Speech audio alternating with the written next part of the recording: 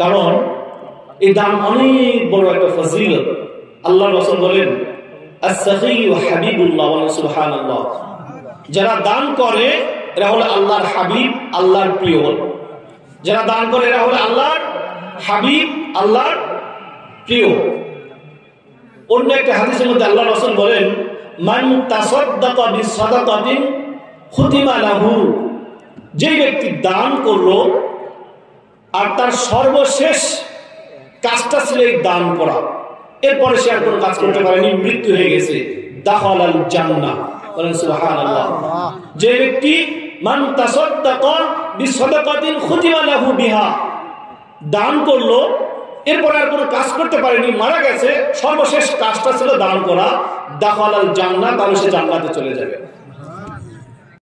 মানুষ যদি দুনিয়ার জীবনে একটা টাকা দান করে, আল্লাহ রাব্বুল আলামিন তার বদলায় 10টি টাকা দান করে। বলে সুবহানাল্লাহ। আপনি যদি 1 টাকা দান করেন, আল্লাহ আপনাকে 10 গুণ সওয়াব দিয়ে দিবে। হযরত ফাতেমা রাদিয়াল্লাহু তাআলা আনহা, উনি জ্বরাক্রান্ত হয়ে গেলেন, উনি অসুস্থ হয়ে গেলেন। হযরত আলী রাদিয়াল্লাহু তাআলা আনহুকে বললেন, আলী, আমার বড় আনার খেতে মন চাচ্ছে, তুমি আমার জন্য কিছু আনার নিয়ে আসো। হযরত আলী রাদিয়াল্লাহু তাআলা আনহু বাজারে গেলেন। ফাতেমা রাদিয়াল্লাহু তাআলা আনহা জ্বর, অসুস্থ, আনার খেতে চেয়েছেন। আলী রাদিয়াল্লাহু তাআলা আনহু বাজার থেকে আনার কিনে রাস্তা দিয়ে যখন বাসায় আসছিলেন, প্রতিমধ্যে একজন ভিক্ষুকের সঙ্গে তার দেখা হয়ে গেল। ভিক্ষুক বলল, আলী, আমি বড় ক্ষুধার্ত, আমার খুব আনার খেতে মন চাচ্ছে, আমার আনার খেতে মন চাচ্ছে। আলী রাদিয়াল্লাহু তাআলা আনহু মনে মনে চিন্তা করলেন, আমার কাছে আনার আছে, এই লোক জানলো কি করে? আল্লাহু আকবার। আলী রাদিয়াল্লাহু তাআলা আনহু চিন্তায় পড়ে গেলেন।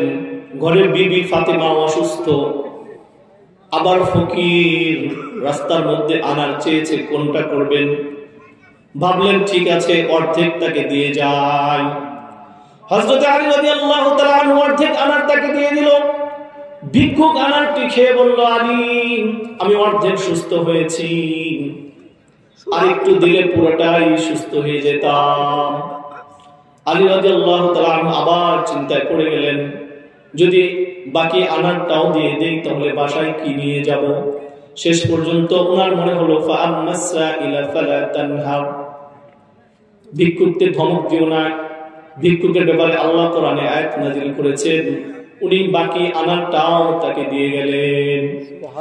মুক্ত হস্তে খালি হাতে বাসায় ফিরলেন। ঘরের দরজায় গিয়ে উনি লজ্জা পাচ্ছেন, ভিতরে ঢুকতে পারতেছেন না, চিন্তা করতেছেন বাসায় কি জবাব দেব, ফাতেমা তো অসুস্থ। এমন সময় ফাতেমা রাদিয়াল্লাহু তাআলা আনহা দরজা খুলে বললেন, আপনি ভিতরে আসুন, আমি সুস্থ হয়ে গেছি, আমি সুস্থ হয়ে গেছি। হযরত আলী রাদিয়াল্লাহু তাআলা আনহু চিন্তা করলেন, এটা কিভাবে হলো? দুজনে যখন কথা বলতেছিলেন, এমন সময় রাসূলের একজন বয়স্ক সাহাবী হযরত সালমান ফারসি রাদিয়াল্লাহু তাআলা আনহু এসে উপস্থিত। বললেন, দরজা খোলো, আমার মাথা তো ফেটে যায়, এত ওজন তো আমি রাখতে পারি না। আলী রাদিয়াল্লাহু তাআলা আনহু দরজা খুলে দেখলেন হযরত সালমান ফারসি রাদিয়াল্লাহু তাআলা আনহু একটি টুকরি মাথায় নিয়ে দাঁড়িয়ে আছেন। সেই টুকরির মধ্যে অনেকগুলো আনার। হযরত সালমান ফারসি রাদিয়াল্লাহু তাআলা আনহু বললেন, আলী একজন বুজুর্গ মানুষ, খুব ভালো মানুষ, তাকে আমরা চিনি না। সে আল্লাহর রাসূলের দরবারে এসে বললেন, ইয়া রাসূলুল্লাহ, ইয়া হাবিবাল্লাহ, এগুলো হলো আমার নতুন বাগানের আনার, এগুলো আপনি খান। আল্লাহর রাসূল এই আনারগুলো আমাকে দিয়ে বললেন, এগুলো আলীকে দিয়ে আসো, আমি সেই আনারগুলোই তোমার কাছে নিয়ে এসেছি।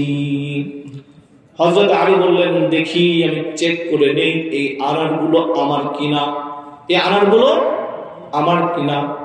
উনি গণনা শুরু করলেন, 1 2 3 4 5 6 7 8 9। কয়টা? 9টা। আমি শুরুতে বলছি হাদিস কি আসছে, একটা দান করলে একের বদলে কত? 10। এখানে আনার কয়টা? 9টা। আলী রাদিয়াল্লাহু তাআলা আনহু বললেন, সালমান, তুমি হয়তো ভুল করে আনারগুলো আমার কাছে নিয়ে এসেছো।